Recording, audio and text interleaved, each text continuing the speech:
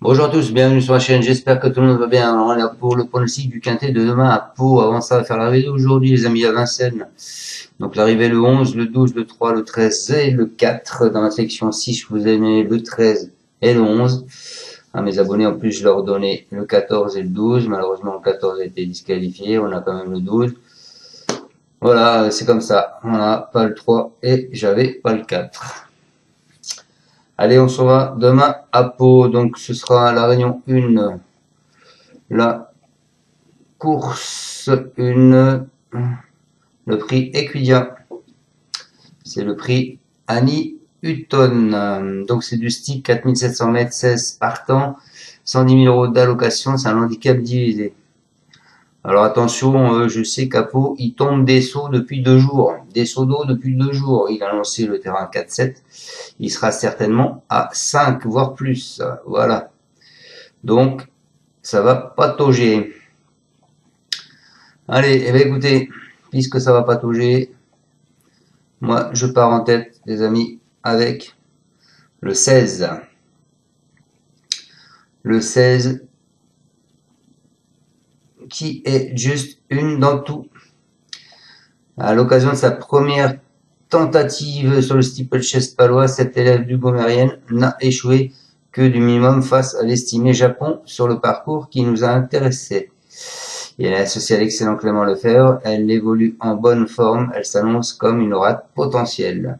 Il faut savoir que cette jument la dernière fois, elle est arrivée bonne deuxième derrière Japon, et l'handicapeur lui l'a même pas baissé au poids, et au contraire, on l'a même pas augmenté au poids, et au contraire, il a diminué. Donc, je pense que l'handicapeur fait un gros cadeau à ce Just Dantou. Ensuite, mon deuxième cheval, ben écoutez, ce sera pas une surprise. Je pense que je vous ai mis le 9 UP4 2T. Il est habitué des accessites et dans le handicap. C'est le représentant de l'écurie BAG. C'est une nouvelle fois classé deuxième du quintet du 8 janvier. Derrière Jingle Dueno.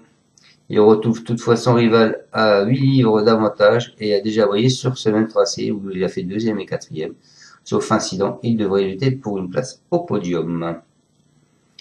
Ensuite, bah écoutez, je vous ai mis ma petite surprise, comme d'habitude.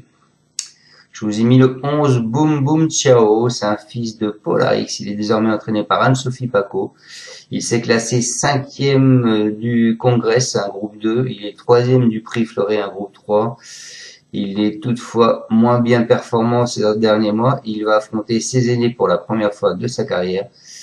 Sa valeur a bien diminué. Je pense qu'il peut créer la belle surprise. En plus, il adore le terrain lourd. Ensuite, les amis, je vous ai mis le 8.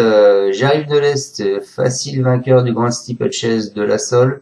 C'est un poissonnière de Daniela Mel. Elle a toutefois été dominée pour son retour à Pau où elle a fini 4e, notamment par Graal Inside Montlouis et UPK2T où elle est 9e.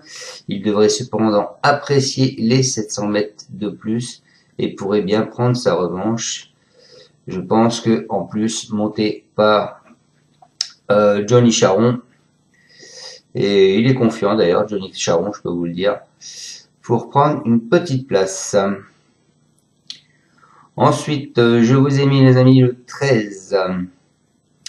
Le 13 qui est Galop du Large, c'est un pensionnaire de Philippe Camille Pelletier. Il donne toujours le meilleur de lui-même. En 7 tentatives dans les quintets, il s'est classé 4 fois. Parmi les 5 premiers, il a toutefois été dominé dans la course de référence. Il n'a jamais réussi sur l'hippodrome du Pont-Long, où il est tombé et il a fait une fois 8e.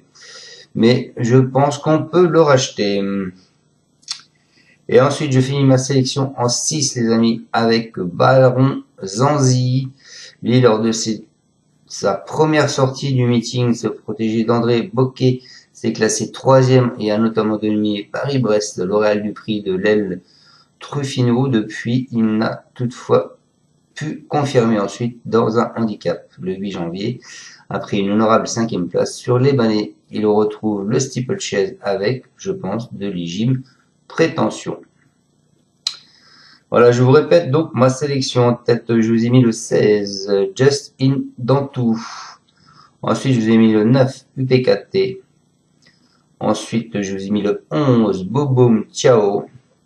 Ensuite, je vous ai mis le 8, J'arrive de l'Est. Ensuite, le 13, Galop du Large. Et je finis avec Baron Zanzi, le 15.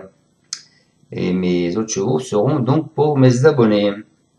Voilà, je vous souhaite à tous une excellente soirée. Il faut savoir quand même, je ne vous l'ai pas dit, Monsieur Graal a 3 chevaux dans cette course. Il a le 6, le 7 et le 9.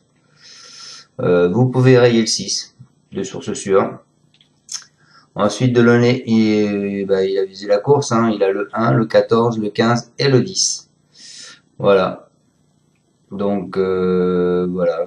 Il estime beaucoup son 10 puisqu'il avait demandé à Johnny Charon de venir le monter. Et non, pas Johnny Charon de venir le monter, à Lefebvre de venir le monter. Et il a fait faux monde. Donc, voilà.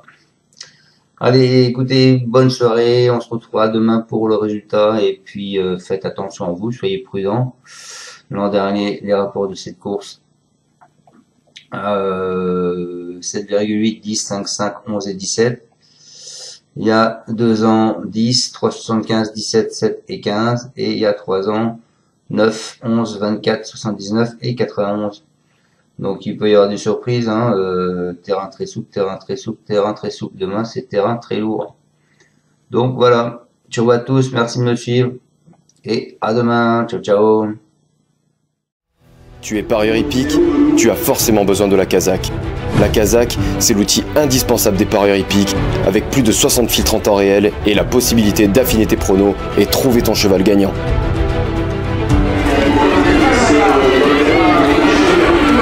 La Kazakh, l'outil indispensable des parieurs hippiques et des passionnés.